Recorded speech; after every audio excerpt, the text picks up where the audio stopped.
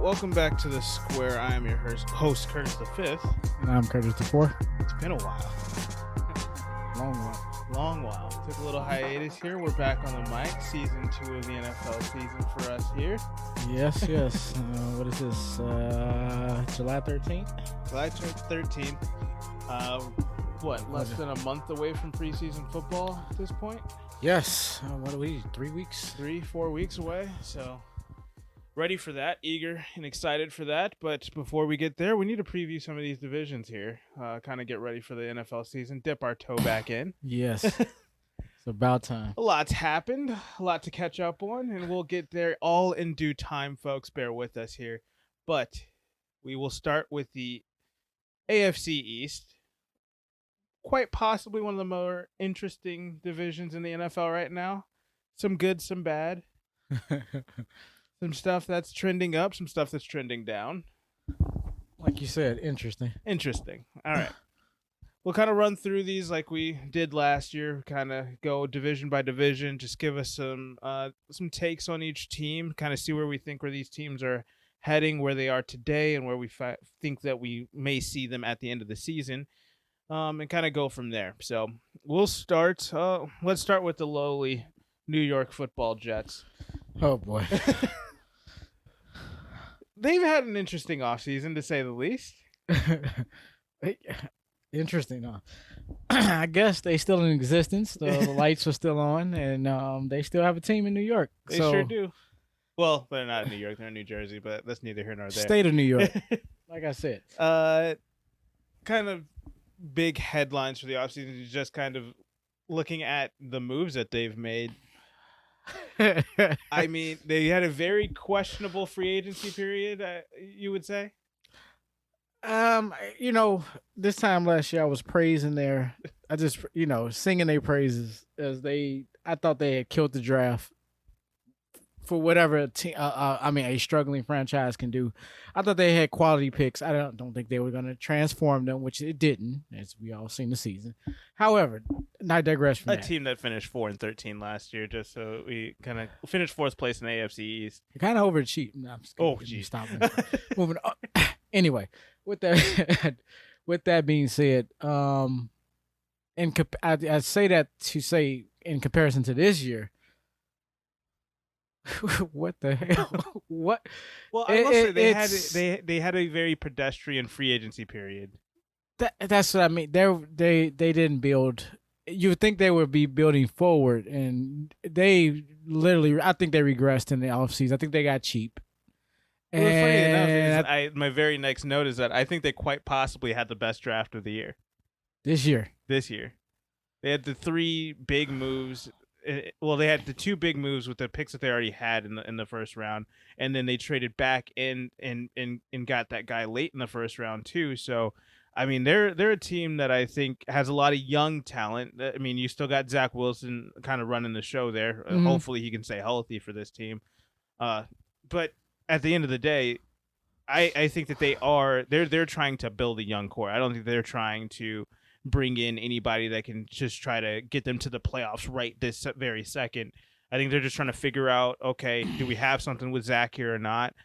Do we? I mean, they lost Jamison Crowder, they lost Marcus May, they lost Fotokasi as well. So they lost a lot of older, kind of more, I guess you would say, experienced veteran talent, and then they bring in some new rookie guys. I mean, they ended up bringing Laken Tomlinson, help protect Zach Wilson, and then Ahmad Gardner, Sauce. They get him in the draft. That's a big help for them. They definitely needed a personality on the defensive side of the football.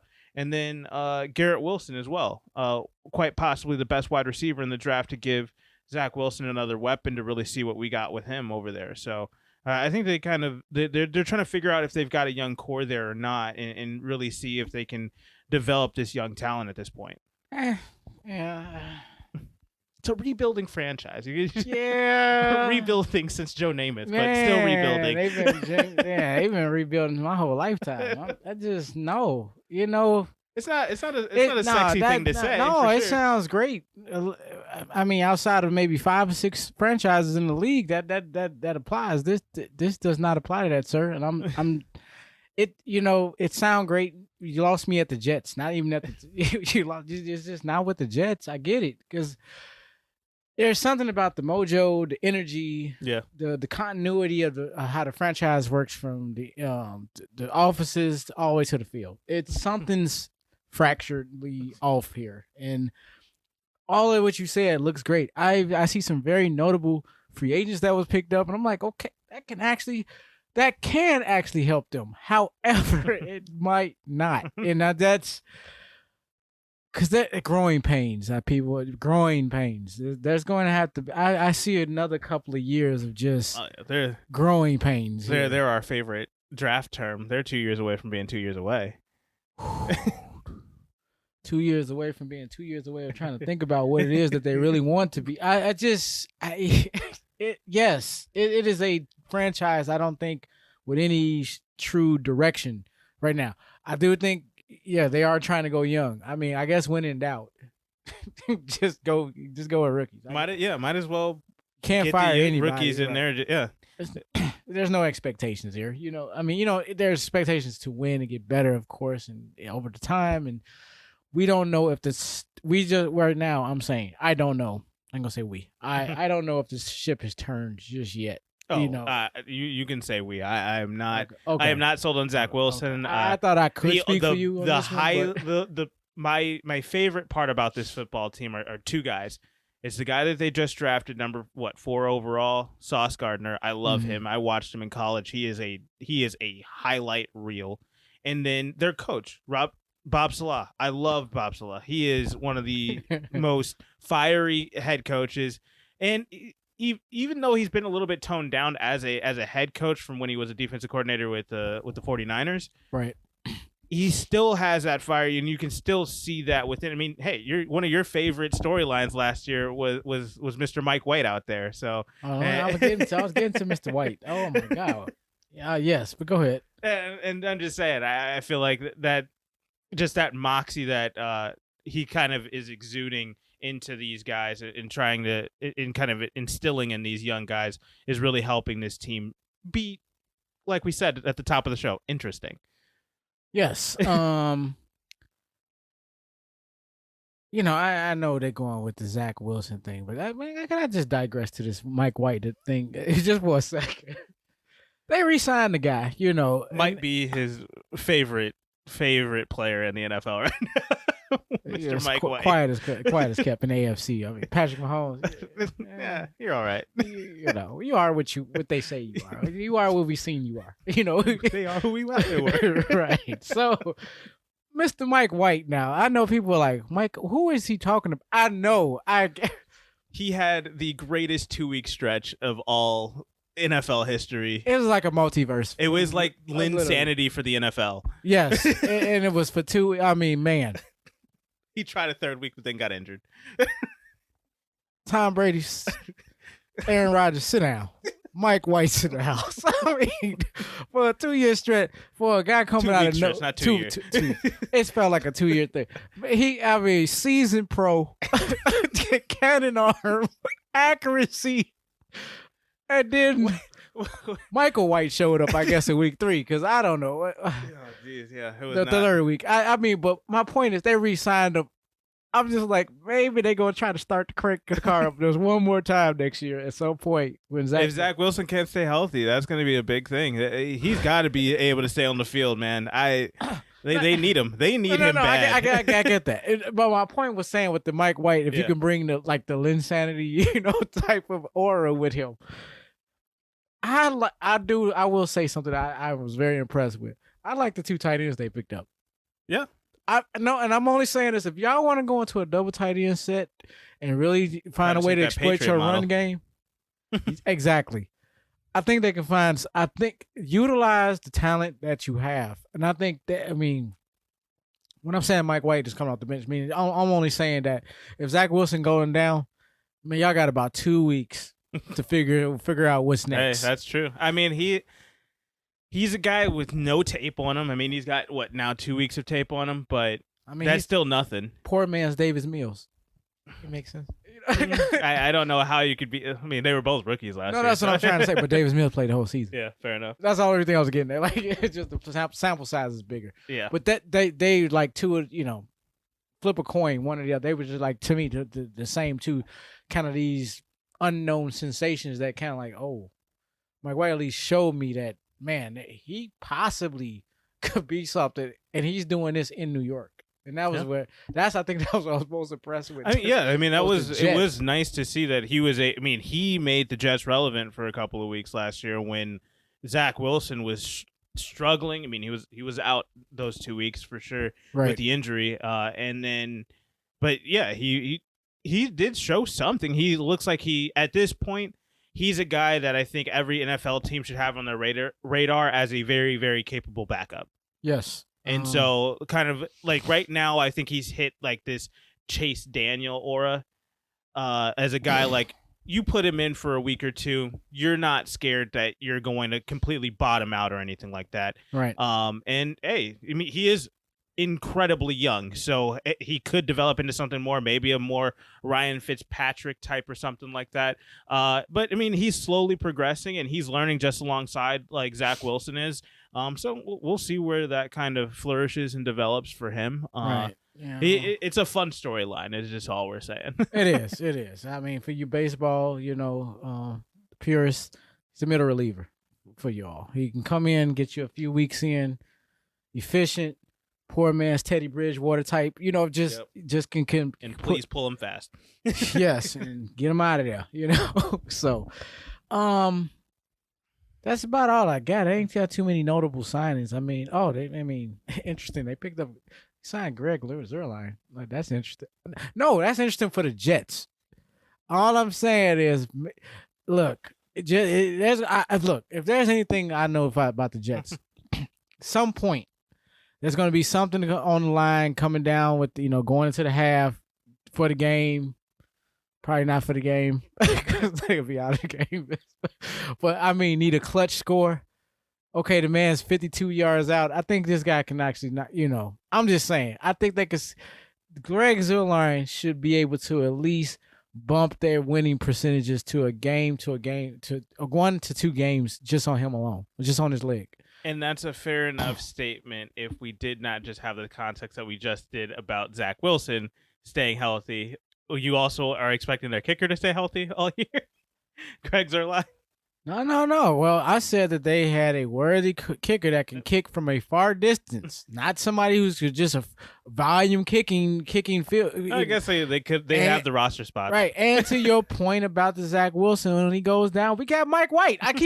We have just discussed this. All right. So when you put all the pieces together, as you can see the puzzle that I'm picking, all of this works without Zach Wilson. No, oh God!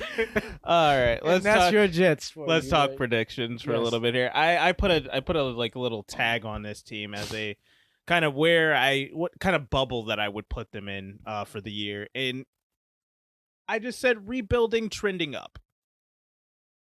That fair enough to say? Yeah, trending up slowly. Fair enough.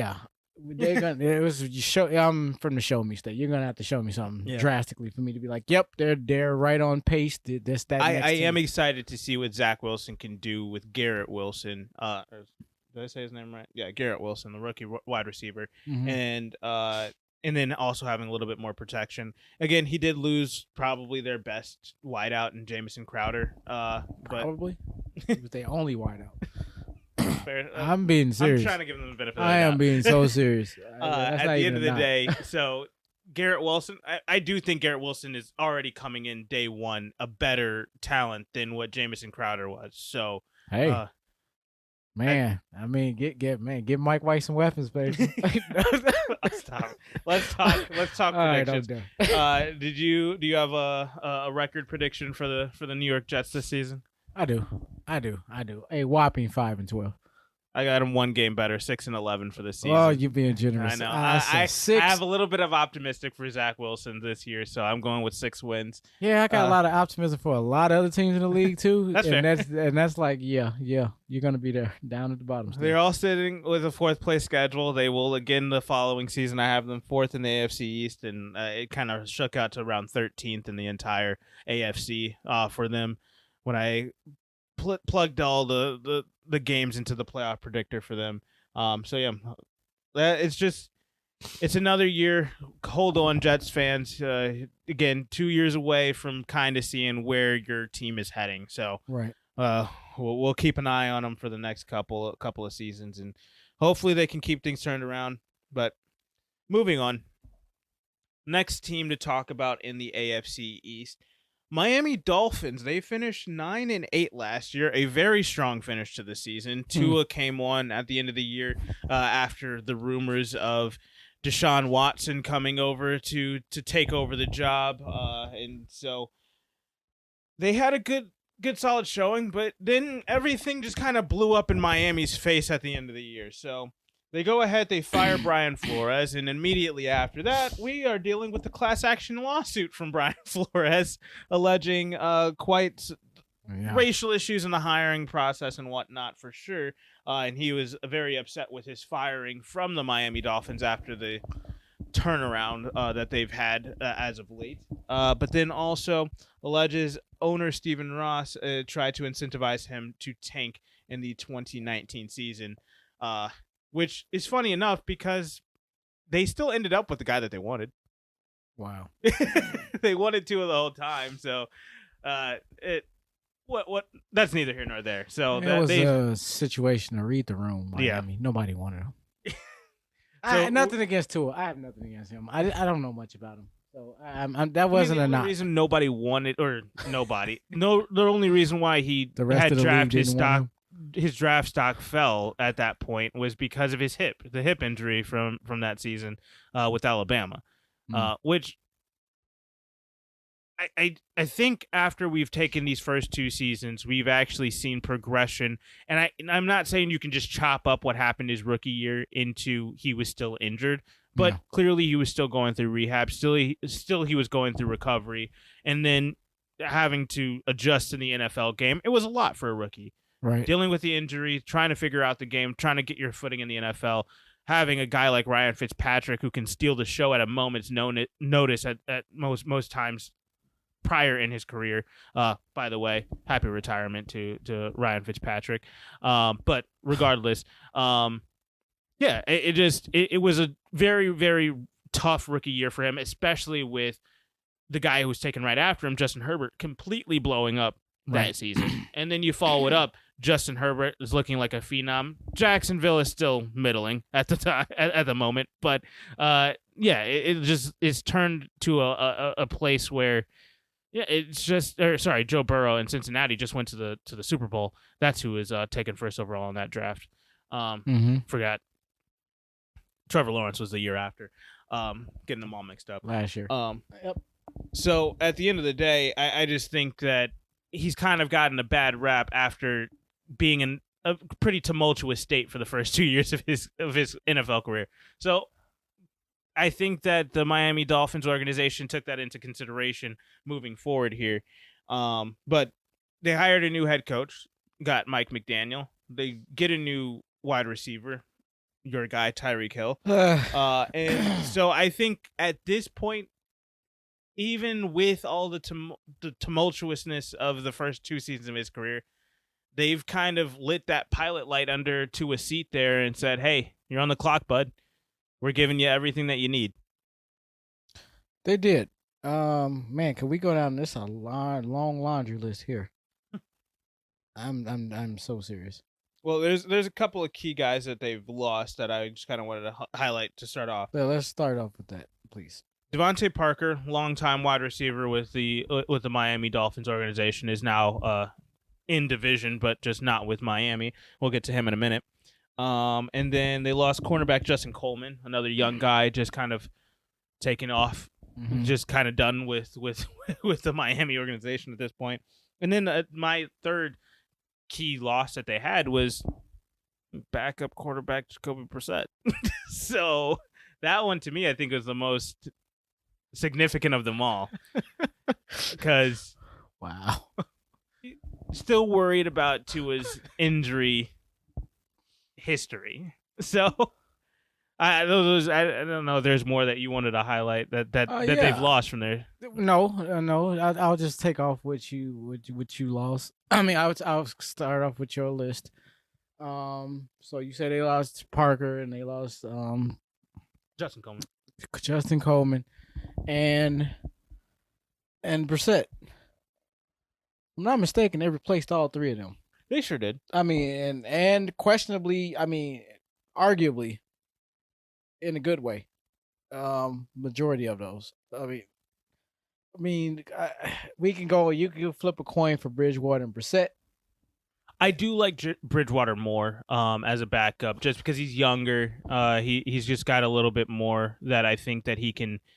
And he's an actual starter, just playing as a backup. I mean, that's point. a very different than Brissett can play a starter, but is he really a 16 game or 17 games? 16 games, yes, he will get injured for one. No, it's 17 games. Year in, year out type of guy. I'm not sure yet. Yeah, I think he's close. And I think he shows those flashes. But but if I'm giving the choice between one or the other, I'm taking Bridgewater at this stage in his career. To your point, it's just that's not even a knock. So I think it's an upgrade. I would argue it only because people like different styles of quarterbacks, and that's fine. And I'm not saying, but that's the other thing because it kind of gives me the whole Cam Newton in New England type vibe, where Mac Jones came in and they were like, well, we got to get rid of Cam because Cam is that aura of starter. Right. Is he going to take that backseat, shut up, and stop winning over everybody, or will he be a distraction for our young guy that we're trying to develop here? Yeah, I didn't see him sitting on the bench going well at all in New England. Yes, well, I understand that, but but to your point, yes. That's what I think could possibly happen here, and that's going to be what Miami's organization is going to have to curb, is getting Teddy Bridgewater in check to understand that he is the backup, because we really need to figure out what we have in Tua. Right. But I guess the point of them he replaced Brissett, but the way I'm looking at it is, in the case of emergency, something happened to Tua, you got a starter ready to go. Yeah. So all I'm saying is that maybe they're playing a little bit extra money just to, really to try to protect the asset, to some degree, just in the case that, everything goes south in that area. You said the cornerback again? Justin Coleman. Yeah, couldn't remember his first name. Justin Coleman. They got Xavier Howard now. Mm-hmm. Not now, but he re-signed, but he got a brand new contract. I want to say he's going to be motivated. Well, I think he'll be motivated at least for the first month, but based on the money alone. But we shall see. But I think a 5-year, $90 million contract should have had his man out here wanting to, Yeah, but we were afraid of him requesting a trade last year. True. So, now he's got his contract. What's going to stop him from, that was the only thing that he was holding on to, is that, okay, I have to be here to get my deal. Okay, he got his deal, but I don't want to get into the point of saying that he's going to leave or he's trying to plot to get out of there based on where we're going with the conversation about the people that they're adding. Now, my question was going to be, is that guy more devastating is it more devastating to Miami to lose that guy or Devontae Parker in your estimation?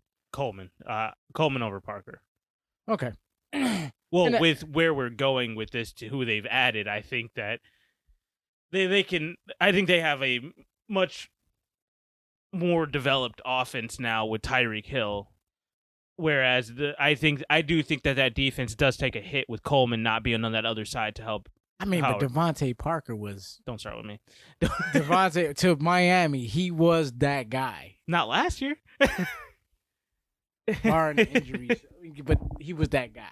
Jalen Waddle has become that guy, and Tyreek Hill has been that guy for the entire Hold NFL. on. You keep stop rushing the story. My only point was like for their biggest loss offensively, they got even a bigger win in Tyreek Hill. So I mean, complete upgrade. So I mean, when looking at they covered all of those, and then they they did a second layer. I mean, if you didn't catch this, a second layer, a second wave of free agent signings because they needed to find protection for Tua? No, starting running back. Now Sony Michel. No, starting running back last year. Oh God. Why is his name leaving I can't me remember right? his name for the life of Gaskin. me right now. Yeah, Miles Gaskin. Miles Gaskin. They didn't bring him not one, not two, not three, but four running backs, 3 running backs and a fullback that they signed to. I mean, all I'm saying is they have a completely revamped run game. Rushing they did attack. Also get Connor Williams, the guard from Dallas, over there as well. So that's huge for them to help bolster that offensive line. I do think I wish they would have signed more offensive linemen than running backs, but at the end of the day, but when you got Alec Ingo as a fullback, I'm just saying. No, that is big. They're for making him. some very interesting moves here, where it's like, okay, I think they're gonna reestablish the run game. And now, let me be clear: this is a Webster's Dictionary of the most literal term of a running back by committee crew with which the cast of what they got. But go ahead. To that point, I mean, I feel like Gaskin has the potential of not being a bell cow, but being the lead guy in that backfield. If they would have just got, I mean, I honestly would have been fine with them only signing Sony Michel to go along with Gaskin and Ingold as well. Fine. Use those other 2 signings to go get more offensive linemen to help open up holes for these guys. No, because I mean, okay, they re-signed, or they franchise tag, Gesicki. They re-signed their backup tight end, and now you signed Chase Edmonds for what? To be a speed little back, or to actually help out with the dump off game or the short passes, just like these tight ends. Because I'm starting to see developing where the Miami's finna go. They're finna be a lot of those bubble screens. Dunk. Yep, exactly. And I'm talking about they got 4 running backs to go through. But with that, you don't need Chase Edmonds for that. You've got 2 tight ends. You've got freaking Tyreek Hill. You've got Jalen Waddle. Which makes him that much more valuable when he is in. But you got Sony Michel who does that as well. Exactly, and we got this thing, there's the Grim Reaper himself, the injury bug, that is going to be, at any point, because we got Raheem, don't start Mostert, won't start Mostert. I mean, look, that's why I said this is look, if they can hit, and this team is going to be dynamic, but there's a lot of question marks and a lot of things got to go right. I like some of these little subtle moves, like adding the fullback, Chase Edmonds' value now. When you look at all these other guys, like, he'll make for a nice change of pace back at some point. Tyreek Hill is a constant no matter what. He's going to take away enough attention away from all of these guys where. Man, Sony Michel looked like Sony Michel in his rookie year. Oh my God, is that Raheem Mostert from 4 years ago? From the Super Bowl. And that's a possibility. But here's my issue with Miami. To what your point was ultimately where you were going with that. I felt like the depth on the offense is going to be greatly so that any injury bugs on the offense, you still are going to be able to see what's going to happen with Tua. That's what I'm getting at. They have 4 wide receivers deep. But you did that at the sacrifice of the depth of the defense, who has been one of the top 10 defenses in the NFL for the last 3 years. Got to sell tickets first. We got to sell tickets. I'm talking about maybe they're football. 1 year. I'm not talking about the business. See, this is where we got a new term. They're 1 year away from being 1 year away. Gosh. Okay. I just took half of what the Jets were doing. Yeah. I mean, no, I mean, offensively they're impressive, but yes, They when it did it comes to down to it, sacrifice their defensive and unless presence. they pulling off some type of Cincinnati Bengal magic, Tua's going to have to take a Yeah. massive jump this year to compensate for what they lost on the defensive end of the football to make all of these signings worth it. Because if not, I'm just saying, okay, you spent all this money on four halfbacks and a fullback, and okay, you could have used at least 2 of those contracts to equal something to re-sign Justin Coleman. but yeah, I mean, yeah, Give Xavier Howard a little bit of help out there. I mean, yeah, you gave him a 5-year, $90 million contract, but that doesn't mean that he's going to be able to do it by himself. right. So that's where I have a little bit of trepidation with this team. They did sign Melvin Ingram. Let's give some credit. Yeah. I know you're not a big Melvin Ingram fan And it's anymore. just he's getting a little bit long in the tooth. It's been a while. He is, but I mean, hell, they could have had nobody. But I'm just saying, You're correct on that. Yeah, you could have stayed with L.A. Yeah. Oh, sorry, he was with Kansas City last year. I Yes. forgot about that. Yes. Anyway, He could have stayed. Could have stayed, but they didn't. So I mean, I'm not knocking the move, and I mean, one more interesting signing that they got, punter Thomas Morstead. Just every time I see a punter get signed, that means something to me. So I mean that's really saying something about Tua.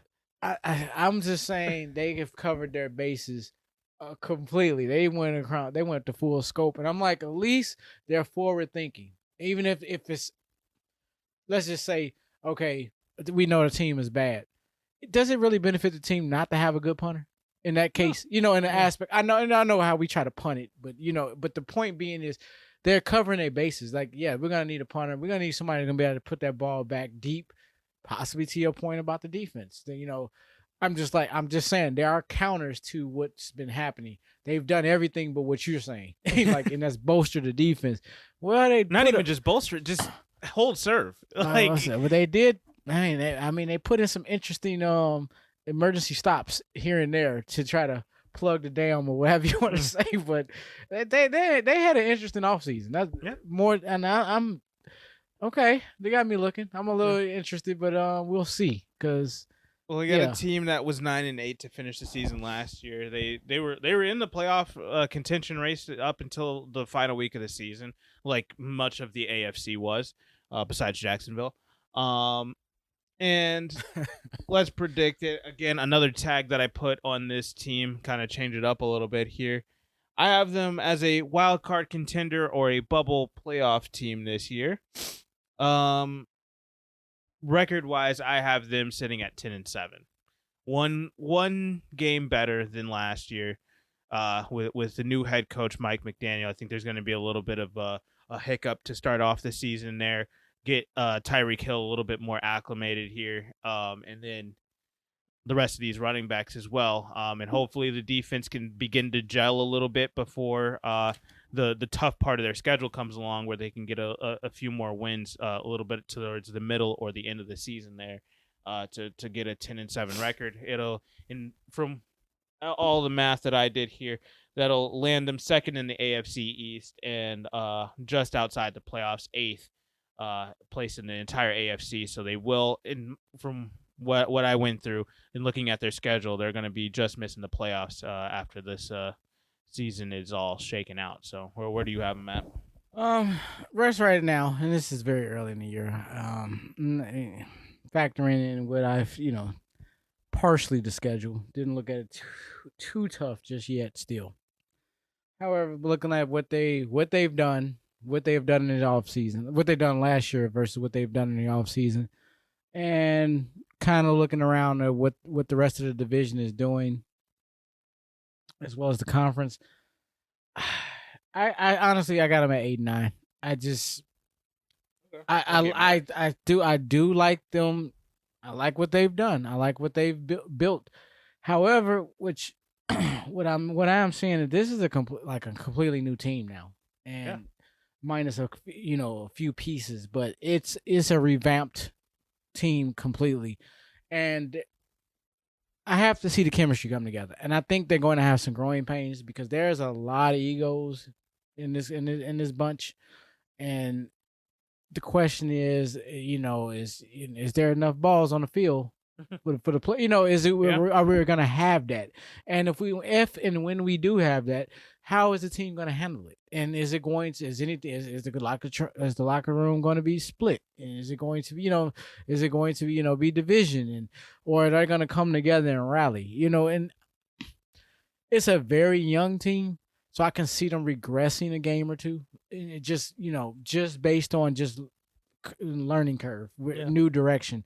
It's not a knock to Miami. I think they're on the right course now. If they can build off of this from where they are, I like how the roster and their signings look right now. Of course, some of these names could be gone before even week 1, and we shall see, Mr. Mozart.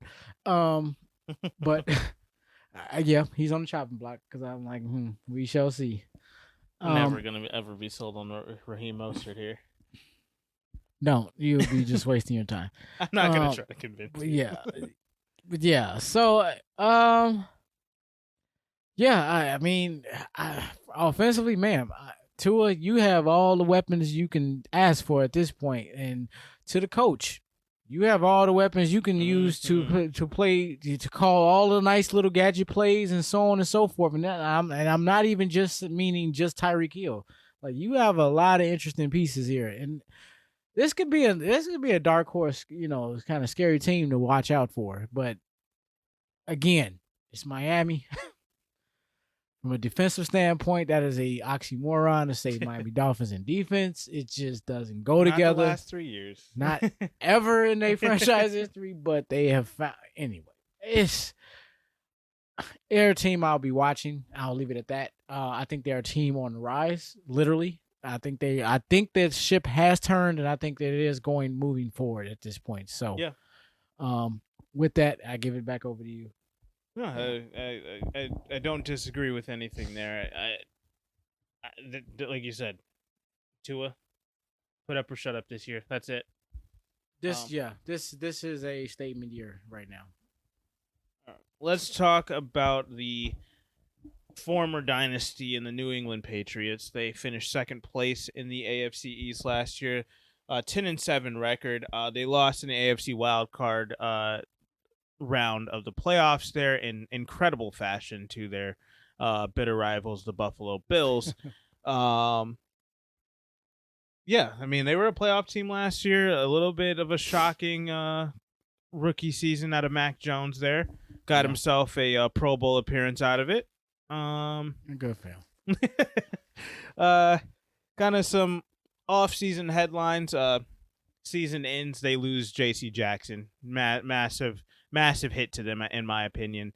That's a guy that just he's been one of the top corners in the NFL for the last few seasons, and to lose a guy like that's going to be huge for them, especially for a Bill Belichick defense. So last offseason around this time, we were talking about Bill Belichick's and his uncharacteristic spending spree, and I was very eager to see what they were going to do this year. Oh, he went back to old Bill, conservative as can be. I was not impressed. It seems like they're at a point where they're just like, you know what, it didn't work out. Let's just go ahead and try to do this the old-fashioned way. Yeah.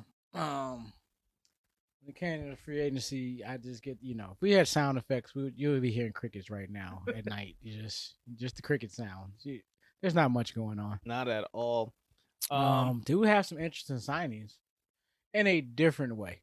In a very different way. Before we get to those, though, I do want to talk about one thing that Mr. Belichick, you are quite arguably, or not arguably, but pretty much revered as the best and greatest head coach in the NFL history. Fair to say? Yeah. That's okay. The sentiment. I wouldn't argue that.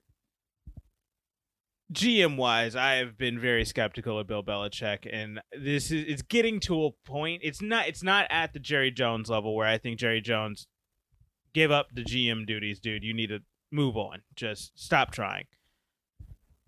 Bill Belichick, I'm getting to that point with you though. Well, let's look at this draft and just look at the first round. You had Sean McVay, who you beat in the Super Bowl 53, in quite unmitigated, just abject, boring execution, but you did it in Super Bowl 53. What, 13-10 was the final score of that game? Horrible. You got yourself another Super Bowl there with that one though. But you had him quite laughing at you for drafting Cole Strange in the first round. A guy who had no higher than a third round grade on anybody's big boards. A guy who is never, ever going to be taken in the first round of the NFL draft.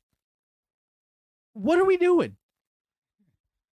You let go of Shaq Mason to get Cole Strange? That's your big signing of the offseason? Well, I mean, that's one way of looking at it, but this is Bill Belichick, man. Who are we to question the greatness of this man? He's been doing this for years. It never looked pretty, yet he has 6 titles. I mean, granted, I would even say when they had the souped up sexiest team out there, they didn't even win that year. But they didn't. But so I'm saying he's the guy who pulls up in the sedan.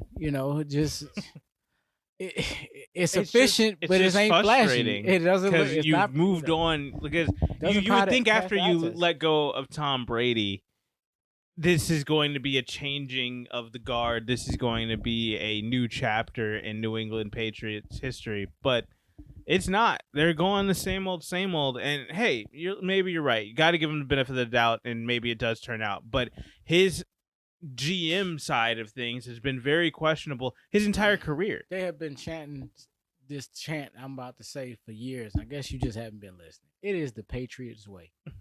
It don't matter who's the personnel. They're going to do it one way and one way only. It has generally worked. Hell, they have made the freaking playoffs with Mac Jones in his rookie year when Mac Jones was just, I mean, if he was ever handled to be a game manager, I never seen that in my life. I mean, handled. Yeah. To be the game. I think Mac Jones can play better than what he's played. I think they have kept not consistently though. That's fine. Neither here nor there. We will never know based on how he's under the system that he plays. No, only do this much, and he listens. Which is what I said all last season. I think that this only works for Mac Jones here. If he goes anywhere else, I remember he is going to be an abject failure. That possibly may be true. All I'm saying is, to a degree, on one that could be true on one hand. On the other hand, he could be being held back based on. I know he can play better if he played a little bit, if he was a little bit more freer. I'm not petitioning for that. All I'm saying, I'm speaking to Bill Belichick's greatness, that look what he's doing with this guy, Mac Jones. They ain't missed a beat. They're in the playoffs, They ain't missed it. Okay. Considering with no talent, and now that the NFL is not giving all the questionable calls to Mr. Tom Brady, over there in New England, now they don't have that anymore. So that's gone. And that's my whole point, because he gets the same calls in Tampa Bay. So I know that there's some bias going on here for Tom Brady. Ooh, breaking news, people. With that being said, I think their biggest signing was their re-signing. I'm gonna go with the James White re-signing. That had to be the most significant signing of the offseason for New England. And my point of saying it's not flashy. It was just bringing this guy back was bigger than anything else y'all did by bringing anybody in. Even bigger than bringing in Devontae Parker. I know it's as much as I said, we just talked about this. I know. I was trying to sell it the move because it was what he meant to New England. Not so much. No, what he meant to Miami. Not so much what he means to New England. But it's kind of like, they got Devontae. Okay. Now, considering who just left to go to Chicago, That looks like an ace move to me. Yeah. Like, oh my god, if you're gonna I trim will some of say, to your point, Chicago only having to give up a 7th round pick for N'Keal Harry, I'll take it. the fact that we're having to qualify that with that is the problem in itself. Yeah. But I understand and I agree with you. But I know. know. It's N'Keal Harry, but he definitely needed to reset. He's from New England. literally just a gold chip. Like, look, man, it's my last chip. I'm just gonna play it. Whatever See what happens. Yeah. Right? You know, there's no. This is not a lose-lose. And it's actually a big win money for him because he'll be able to get into the flow of things by getting in by the start of training camp. So that's going to be huge for him to get associated with the plenty of opportunity to be the number 2 guy. I'm just saying, it's up for grabs for a year. But we'll get to Chicago later on. But I do want to say this a very interesting move. Ty Montgomery. What I'm saying is interesting because it's New England. What I think they're going to try to do is use him like they wanted to use Cordell Patterson. That's where I think that's going. A wide receiver, running back type that can definitely just mix things up a little bit, especially now since they're going to have to kind of revamp their offense now that Josh McDaniel's gone. Right. So that's where I think that they're going with that signing there. Their losses are the biggest thing to talk about, though, because they lost 3 major guys. J.C. Jackson, as we already stated, Shaq Mason, as I briefly mentioned before, and also Kyle Van Noy's gone again. You're going to have to get over that one. Kyle Van Noy was huge for them last year. He's just not going to stay. Which is fine. I mean, I am happy for him down in L.A., and we'll talk about him when we get to that point. But for New England, it seems like after making the playoffs, they decided they wanted to go into a rebuild. And I don't understand. I really don't get it. Maybe they're trying to mitigate the hit that all of that spending spree was last year, but I don't think this is the way. I mean, you've got a young guy in Mac Jones who was right in contention up until the last 2 weeks of the season for Rookie of the Year, and definitely, I mean, again, made the Pro Bowl. Like he, you know what they did? They re-signed Brian Hoyer to a 2-year deal, not a 1-year, 2-year deal. Which is meaning that they are wholeheartedly all in on Mac Jones. That's one way of looking at it. Let's get his back up in here because we know he's going to be here. Right. We signed him to 2 years because I don't know. Because they don't want to have to go look for anybody else. There was nothing significant to it. I was just throwing it out there like, hey, it's a 2-year deal. I mean, they try to replace Kyle Van Noy with Mac Wilson. I mean, I don't see that as equal value. I also don't see it as an upgrade for sure. I do see it as a downgrade. And then they also signed safety Jabril Peppers. He's been. I think he's in there. You know, I like that signing. Last hurrah. I like that signing. I like that signing for him to be in New England. For him, not for New England. Oh, stop. I you know, I'm gonna go with this is the last hurrah. He's gonna go out. Just go out into the sunset. Leave it all on the field, bro. You in New England. If you ain't gonna get it done here, no. But my point, I think this is it for him. So with that, I think he's gonna. I see him have a productive year. I like this. I like the signing. I think this is more one of the significant ones for me. But I get it. It's fair, you know, because I mean he has fallen off and he has kind of disappeared for the last few years, but it's New England, and I'm looking for the resurrected Mr. Pepper. So we shall see. But yeah, I just want to say one other interesting free agent signing is not because of what the person is bringing to the table. It's because of his name. Lil Jordan Humphreys. Ugh. Not Lil Jordan. Lil Jordan. Humphreys. Yeah. I'm gonna be watching this guy and I'm saying this to say I don't expect him to play. I'm gonna be watching this guy on the sideline. I gotta feel. I'm gonna make sure I get his number by the time week 1 comes. Because training camp, the numbers can change. Yeah. And I want to be able to locate him when I start the New England games because I don't see that. I couldn't even believe when I seen the name. I'm like, who in the hell?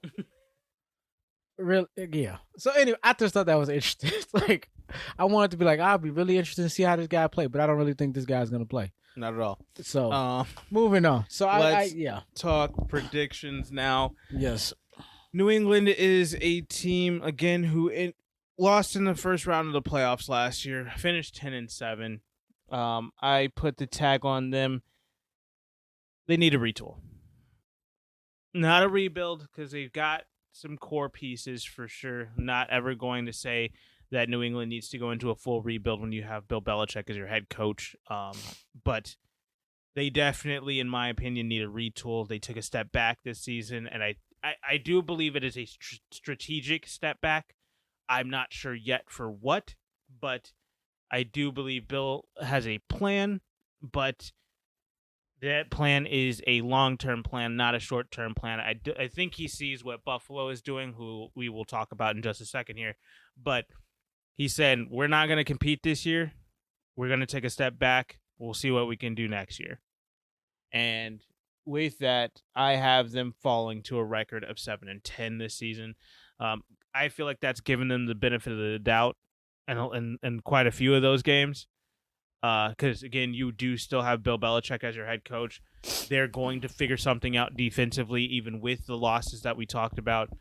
But I do think that they're going to regress a little bit this year, and they'll bounce back and see what they can do next year. That 7-10 record for me puts them third in the AFC East and in 11th place in the AFC as a whole. Wow. Not really going to be contending at the end of the year for the playoffs, but hey, I think it's a retool year for them. Interesting. I only got them slightly less than what they did last year. I got them at 9-8. A lot of this again, it's the system, it's Bill Belichick, then it's the players. But they got some. Yes, they lost some significant pieces. But like I said, they had an interesting way of retooling it, and I have to factor in. There's many a times I've questioned some of their moves, and these been like ace moves. Move, and I can be eating crow at the end of the season on this. I gotta see. I'm leaving space for that. I'm gonna say I have to, but I am leaving space because I think there's a method to this. Something I can't see fully, but I'm not overly skeptical. Like, oh my God, this dude couldn't have got it more wrong this year. No, I'm leaving enough space to say I do see some potential there, but I don't see it where they're going to be necessarily competing, or it may not even be in the playoffs this year. And I can see them just missing it, and it's fine because I do agree that they definitely have to be retooling because at the same time they're still trying to. I think they're still trying to find an identity. I understand Mac Jones is there, but who is Mac Jones? In the grand scheme of things, I think he's. I don't think we've seen enough of him yet for them to identify, or we identify with New England with Mac Jones, or we're still is Bill Belichick. We're not even identifying it with a player at this point. Yeah, I understand, which is fair. I just think at this point, yes, they do deserve the benefit of the doubt because it is Bill Belichick, but at a certain point, there does need to be some talent left on the roster to execute some of that. I watched Tom Brady go down in week 1 years ago. He was done for the season. Matt Castle comes in. Castle and they won 11 freaking games. Went 11-5, and they didn't make the playoffs. I'm just saying, with whoever the hell Matt Castle was at that time. And who was he beyond that? Not much. I was never impressed with him, ever. New England, Kansas City. They got rid of him right at the right time. It just, my point was, it showed me at that point that there's something special about this team and this system that they have. Like, Tom Brady is great. All that we saw throughout the Cam Newton year and a half experiment, that showed me that yeah, even Bill Belichick needs some talent on his roster to figure it out. Yeah. And I feel like not to say none of what they have is nice. Again, I did like some of their signings for sure, but I think the talent that they lost might have been too great for them to outweigh. Again, I could be eating crow on this because, again, I'm doubting Bill Belichick's ability to get wins. But it's the same thing that I do with the Steelers every freaking year, and look at them, and somehow they get above 500 and make the playoffs last year. So in essence, you're saying you never get it right with the Steelers. Is what you're telling me? No, with the Steelers specifically, absolutely not. I cannot get a grip on them, and we will talk about them soon coming up. But let's get to the Buffalo Bills. That is a team that went 11-6 last year. I went back and I looked at their record. I was shocked. 11-6. You don't remember them games that they dropped? I know they dropped it because they dropped one against Jacksonville, like 9-6. But they was doing that often. They just kept dropping these games. I mean, they dropped the first game of the season, and we were like, "Come on!" And remember, it was about week 12, week 11. Mm-hmm. All of a sudden, them and New England was still staring at each other. I was like, I remember all this. And they lost that first game against New England because of that windstorm that came through. So they just lost some really questionable, strange games. It was just like, but even looking back at those, I was just like 11-6. It just feels too close to 500 to me for what this team is. It seemed like you would think like surely it was 13-4, right? Yeah, you know.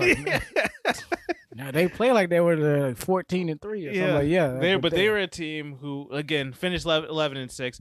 They lost quite arguably the greatest game of NFL history against the Kansas City Chiefs in the divisional round. Oh my God, I wish I was around somebody when that game was. I watched that game by myself. I felt like I was missing out on something because it just was that game was so exciting. Just oh my God, one of my favorite games of all time. And he's not even a prototypical Chiefs fan. See, no, I'm not. For a Chiefs fan, I'm not a prototypical AFC football fan, but that game was amazing. Look, before that, there was the Chiefs, Kansas City Chiefs versus the Houston Oilers. Buddy Ryan's 46 defense. If anybody love Buddy Ryan, I was gonna say if any of y'all didn't know who that was, defensive coordinator for the Chicago Bears, greatest 85-86 team. Yes, the greatest one of all time.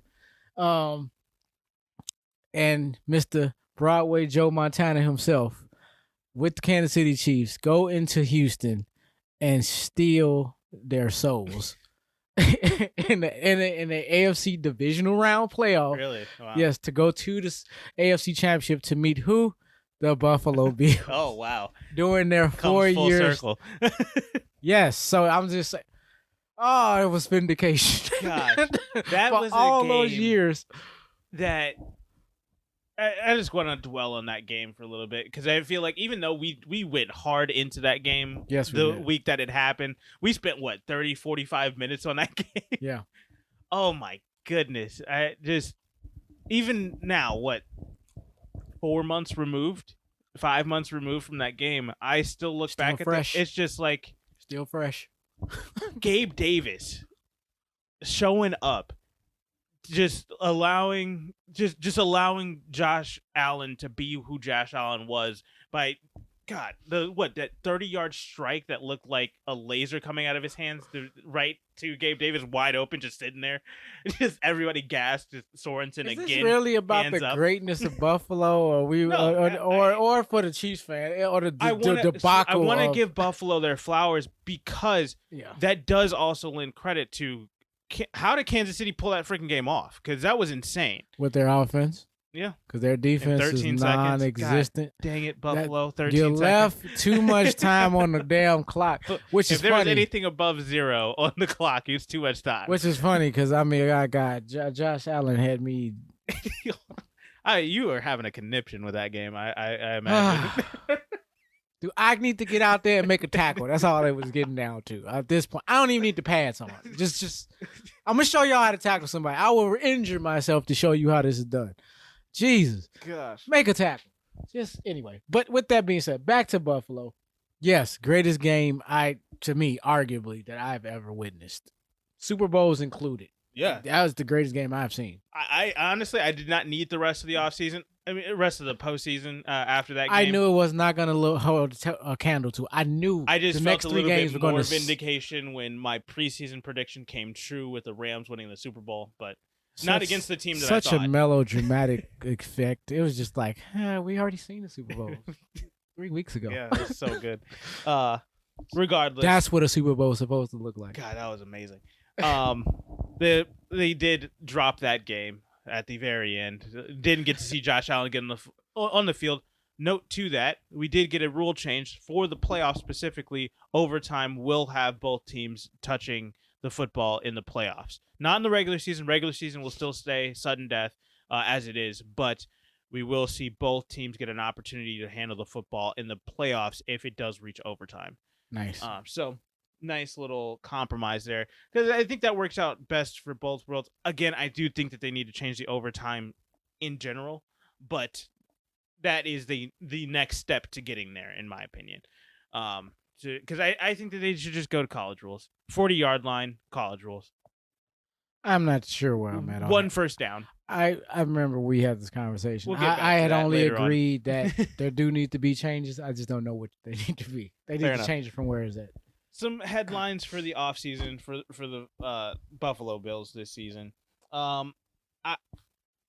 This isn't a headline that I think has been talked about quite enough or at all, really. But I do think that this does need to be put on the radar of a lot of people. I think this is an opportunity for Josh Allen this season to cement himself as that top tier of quarterback in the NFL. I think that this is where he can get himself in the conversation with the Aaron Rodgers, the 2-time back-to-back MVP, Patrick Mahomes, obviously, and Tom Brady as he's kind of winding down his career. I think that he gets to put himself in that higher pantheon if he can take that next step this offseason. This season, rather. Yes, if he plays his cards right, like you said, and he continues to progress, the next step, literally, at this point, it has to be, nothing short of the AFC Championship. Oh, for sure. I mean, granted, I know most people are going to want them to win it, but they at least got to get to it. So my very next note is Super Bowl 57 or bust for the Buffalo Bills. See, I mean, that's for a team. That's not for Josh Allen. That is no, for I the understand. team. Okay, and that could be. I don't think that's necessarily a slam dunk for Buffalo. I mean, granted that I'm sure that they look at it that way. I think they're still one. They still have to prove. They got to do one more step before that, and I get that. And they can do it all in 1 year, and be the freaking Bengals coming out of nowhere nonsense, whatever, Oh, he's still salty about the AFC Championship. No, game, because you know what made me the most salty about this. They want to treat it like a feel good story, and it doesn't just feel good to see the. I was about to curse. Are you serious? We gonna do this now on Kansas City's watch. We gonna do this whole feel good thing. It's Cincinnati. You don't go to Cincinnati to feel good. It's Ohio. Okay, Joakim Noah. It's Cleveland. At this point, it's Ohio. As you can tell, he has the Chicago ties, and he is not thrilled with Ohio. Nah. Okay, you got anywhere you can go in the I'll split the country in half. So this is not a Cincinnati take right now. No, Let's it's get not. back to the Buffalo Bills. It's all about the Bills. This is all connected. My point was Cincinnati kind of prematurely stole the show right now in the AFC to some degree, not in the offseason. No, I agree with you on that. Yeah. I'm just saying, does that correlate to the Buffalo Bills?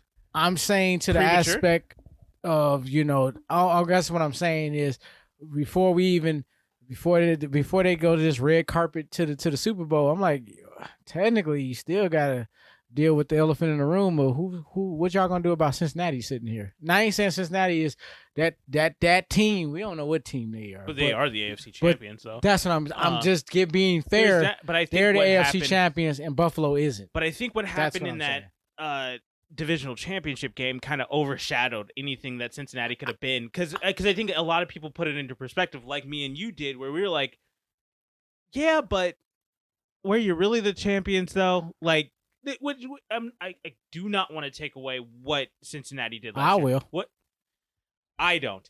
So let me finish this. They did I nothing. do think that they did what they had to get where they were, and that's fine. They do. I think League's after hating. where they were what, a fourth place schedule last year. Now you're sitting with a first place schedule. It's going to be a little bit tougher. Now the target's on your back.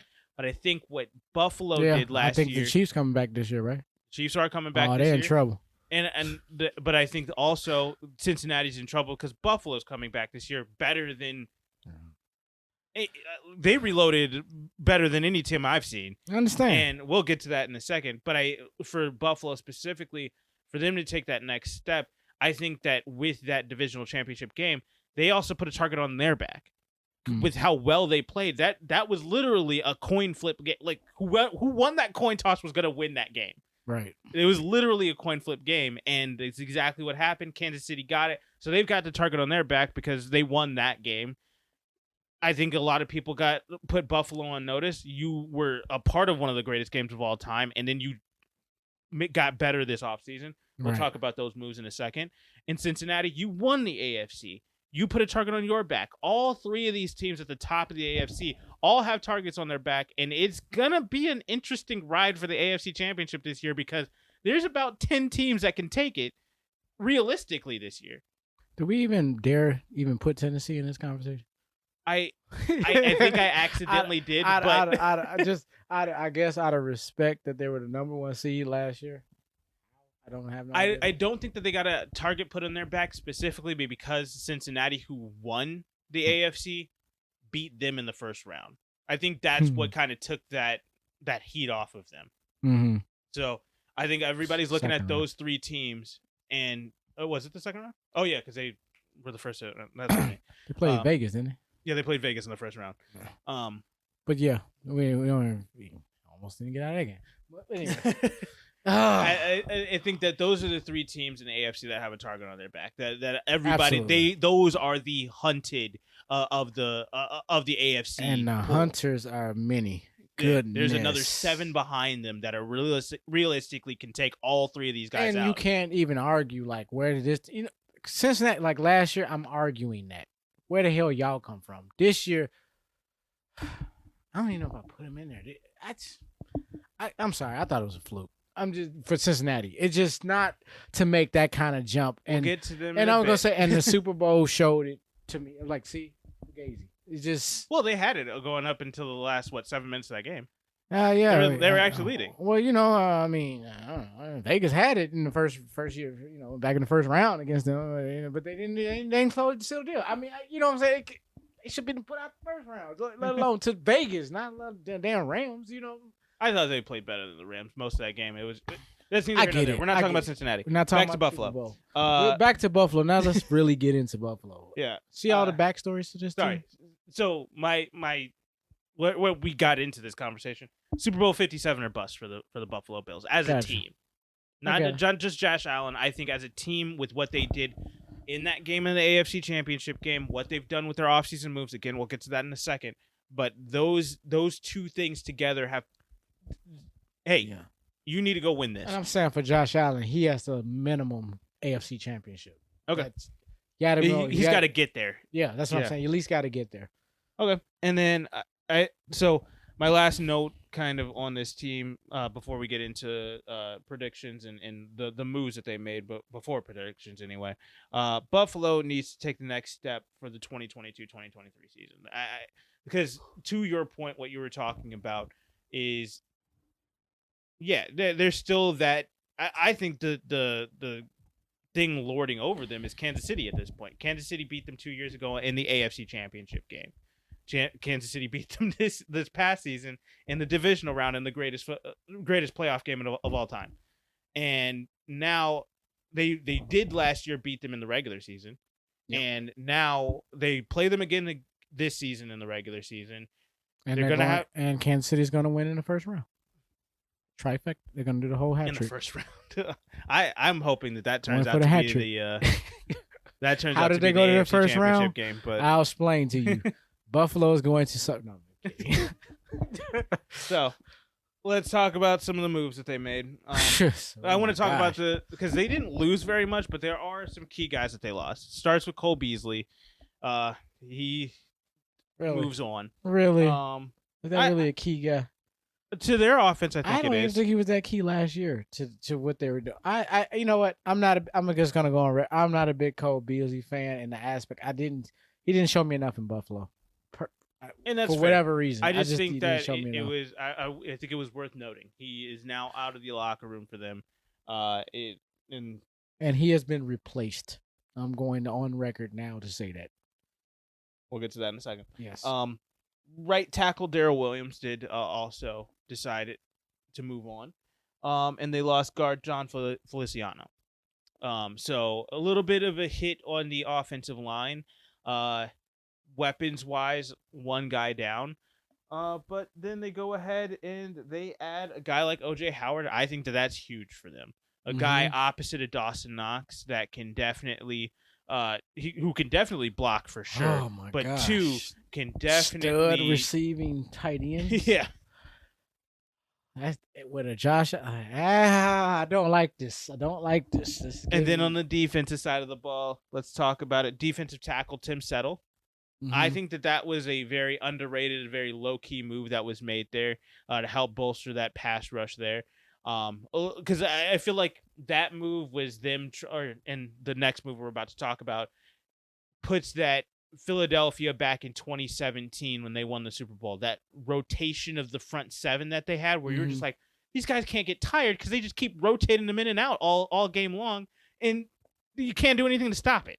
Right. It's just like that pass rush, I think, is going to be relentless this year defensively for them, because then you go out and get a guy like Von Miller, and that was just like, oh, they're really going for it this year, right? And I really like the moves. I think that they're a team that they put it out now on paper, and now you just got to go prove it on the field. Yeah, they definitely made a statement to me. If I'm just gonna say this, and I'm going right back to Buffalo, Kansas City. If y'all not paying attention to this, y'all not paying attention because they're coming. Yeah, and they remember what happened last year, and I traded Tyreek Hill. I don't know. I don't know if that was the right move. You know, so back to Buffalo. They just built a monster overnight, literally. I mean, these additions were home run after home run after home run. See, like you said, they lost Cole Beasley. I understand Cole Beasley been in their slot game, and he's kind of up and under guy, and he draws defenses, defenders away, and they can do other things, and I get all of that. But if you can replace him for a Jamison Crowder, another guy to go alongside of Stephon Diggs and the emergence of Gabriel Davis, and now you're the third guy. And they got their quarterback is Josh, and they got the Dawson Knox and OJ Howard. It doesn't matter who the running back is now. At this point, they have just solved their running back issue by not getting a running back. If that makes any sense. But, man, they are stupid deep. I mean,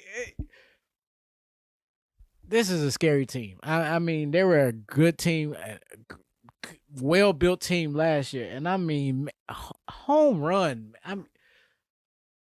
Duke Johnson. Are you serious? Yeah, they got Duke Johnson. That's going to be a match. Like they ain't got enough receivers out there in the first place. And just in case, we even got Duke Johnson.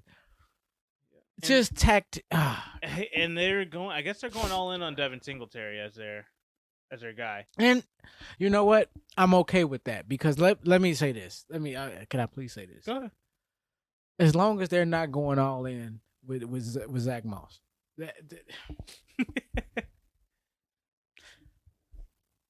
I think he had it together for about 4 or 5 weeks. He did. That's generous. No, go back and look at the stats. Trust me.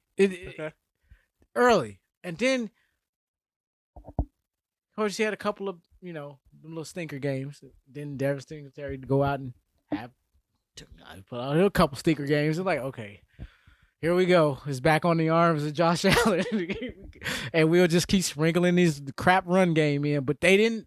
They found success without it. Yeah, interesting. And then, so the rotation went back to Zach Moss, and then Zach Moss went out and did another stinker and another one and another. I was like, this dude is done. He's cooked, and he just never got it back together. So, yeah, I'm cool. Devin Singletary, I was big on him from his rookie year, but I seen that I think he got injured, but then he came back the next year, and then Zach Moss was there. Yeah, and he just never got going, and I'm hoping that and I was down on that, but because I like and I was saying Singletary too. And then you couple him with a Duke Johnson. That's a nice 1-2 punch. So to as much as I praise Miami and I still praise them for a team that's contending, that's how you build your team. And you want to sprinkle in, man, just for just for kicks. They sit here and they sign Case Keenum. Or the trade for him, I should say, and then they signed Matt Barkley. Why do we need 3 quarterbacks? I did not know why they did the Matt Barkley one. Confused me. I like the Case Keenum signing to kind of replace Mitch Trubisky for sure. I really like that move. But the Matt Barkley, I was like, okay, you could have gone and got one of these running backs that Miami got. Like, what are you doing? But whatever. I mean, Matt Barkley, Raheem Mostert. I would take Mostert. That's what I'm saying. Yeah. I'll take my chances. Matt Barkley's never going to see the field. Oh, absolutely not. Matt Barkley has to know he's never going to see the field. I think that's a scout team thing. Maybe, and that's fine. It's interesting when I see like, man, they didn't even sign the third quarterback. Why? I think that's strictly so the defense can get some other looks at some different styles as they go throughout the season. They just want to use him as a scout team guy. Hey, you've been a lot of places. You know a lot of different offenses. You know how a few of these run. Come in. You're gonna be our scout team guy. We'll pay you what VM? Is that what they gave him? What was that? Veteran minimum. Yeah. So we'll give you that for a year. Just come in, do that for us. You're never gonna see the field. Case Keenum's our backup, but we wanted to get a guy who can show our defense a few different looks. Because he's been everywhere. Yeah, that is true. And I mean, God, you talk about loaded with weapons. I didn't even mention that re-signing Isaiah McKinney. McKenzie, I'm sorry. Yeah. I'm saying it wrong.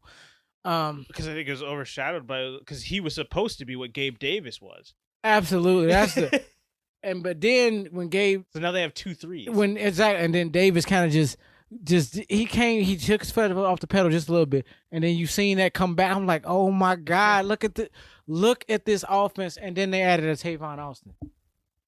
Just if you wanted a fifth guy, just yeah. So they are stupid deep. They're going in for the season. And I mean, you already started with the defense. I would have started there as well, because just what they were doing on a defensive end, I'm like, y'all offense was fine. No run game at all. Yeah, they could have ran it back and I'm just saying, fine. Yeah, Kansas City to have the greatest game ever.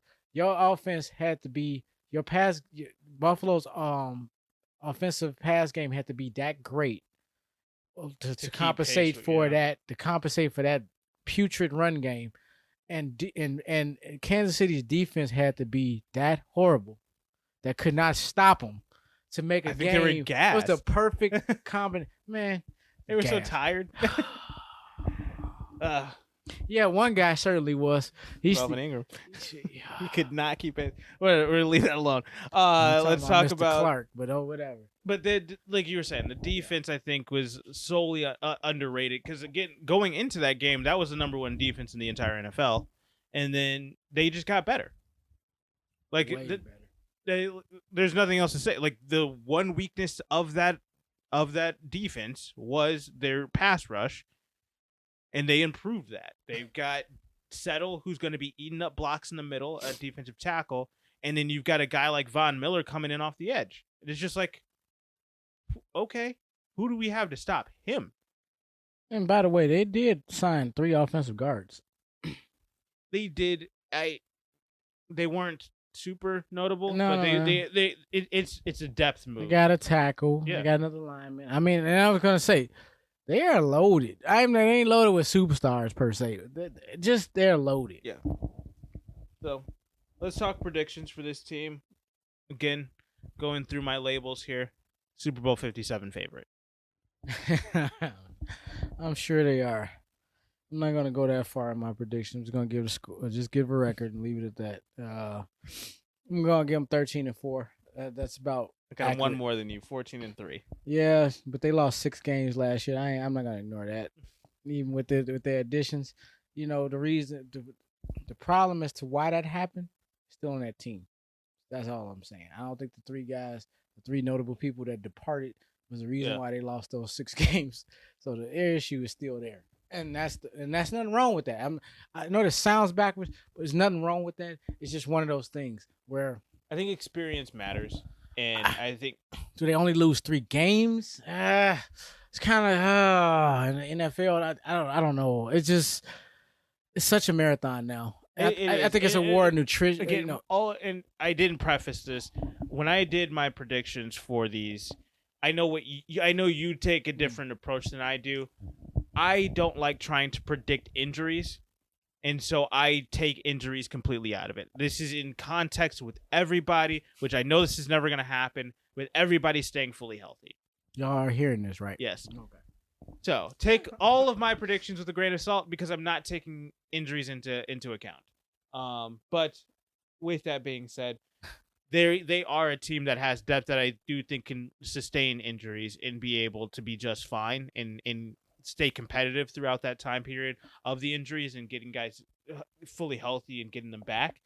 But I have them at a record of 14-3. I don't think that there's very many teams on their schedule that can beat them, let alone will beat them. I think that Buffalo is because I think that they're in a very interesting situation. A lot of times you'll get a team that rebuilds and does things like Kansas City did. They won the Super Bowl and then they went out and got more. They lost the Super Bowl and then they went out and I'm going to completely revamp this offensive line. And they did that and they played horrible defense, but great offense for most of the season. And then they go out and don't do anything for the defense. No. Go ahead. So keep going. that's neither here nor there. But those are teams that are on the top of the pantheon that would come back and do what they needed to in the off season to try to address their needs. Right. They would try to get better. Whereas with Buffalo, they're a team that was on the cusp for 3 straight seasons. They lost to Houston, they lost to Kansas City, they lost to Kansas City again. And they kept trying to get better. They had one of the best teams last year. They did drop 6 games, but those were all one-score games that really could have gone either way, and it was with just bad decision-making. Mm-hmm. And again, that comes with experience. And then they go out, and now they're looking at them this season as a team that was one of the favorites last year, comes back this year, is a favorite this year if they didn't make any moves, and they went out and made all the moves to really become that team that I think that all they need to do is just go play the games. And they should be at the AFC Championship game on autopilot at this point. Seems that way. So we shall see. But I definitely think they are one of 2 or 3 top threats in the AFC, if not all of the NFL. So they're definitely up there and on my radar. I don't see a single NFC team that can mess with the Buffalo Bills right now. Not even your precious Rams? Nope. Interesting. I see a team. It's not a team that I like to in the NFC that I care to I don't like the fact that I'm saying this, but I see one team that can get on Fitz. The team that I think you already know the team I'm finna say. Go aheed. Tampa Bay Buccaneers. Oh, okay. That was not the team that you were gonna say. Okay. I mean, yeah. They're just that. That was gonna be that team. And we'll get to this when we get to their. No, I understand, and that's a whole nother conversation. I was just saying in the context. I just find like the feeling that I get from that team is this is Brady's last hurrah, and it's not one of those like we're going all in for Tom type years. I feel like let's go celebrate Tom this year, like how they sent off Derek Jeter. I get you. That's how I feel about this We're team. not trying to win the World Series. We just want to have a nice season. Yeah. Get it? That's the vibe that I'm getting from Tampa Bay this year, but we'll get to them later. The NFC is so down. That's what I'm saying. So I don't see anybody in the NFC that can really mess with Buffalo. They can backdoor their way in there and all of a sudden turn around and be like, what you The Rams are close, but they're not there. Let's see. Oh. That's going to do it for today's episode. I mean, if you guys have any other thoughts on this, I mean, we gave a lot of predictions. We kind of hit kind of a large spectrum with this division. They got some bottom feeders. We have some middle of the road. This is an interesting then division. We have the top of the top. So I like this division. Yeah, this is going to be a very fun division to watch. Ever since Tom Brady left, this has been a nice division. I mean, he has had a gridlock on this for 20 years. And look at the NFC South, how putrid that division is. We need to go back to 3 divisions, people. That was a mistake. That division's trash. I didn't know y'all was trying to create trashy divisions, but here we are. We living in that world now. Forgot where I was going with that statement. What is the opposite word for expansion? I guess a revocation. A what? A revocation. Relocation? Revocation. Oh, we need our first revocation in the NFL. We're done with expansion. Bring it down. We need consolidation. We need to eliminate some of this. We need 3 divisions. Trim off the fat. The AFC South has proven, not the NFC South, the AFC South has proven we don't need 4 divisions. Oh God. We need to brush that up. We'll get to that. We'll cross that bridge when we get there. Anyway, I said all I have to say. We will thumb through the rest of these divisions leading up to the very first week of the NFL season. So stick with us. Stay tuned. If you guys have any thoughts, comments, concerns, please leave them in the comment section down below. What's that? What's next week? I guess we would switch over to the NFC East. I mean, is that back to the NFC East? Nah. We'll talk about it. Doesn't matter. That's also another interesting one. We'll get to it. But it is football season. We are there. It is upon us. So just bear with us a few more weeks, and then we'll have some football to actually cover here. So be excited. Let us know what you guys think down below. Thank you guys for listening. We'll catch you guys in the next one.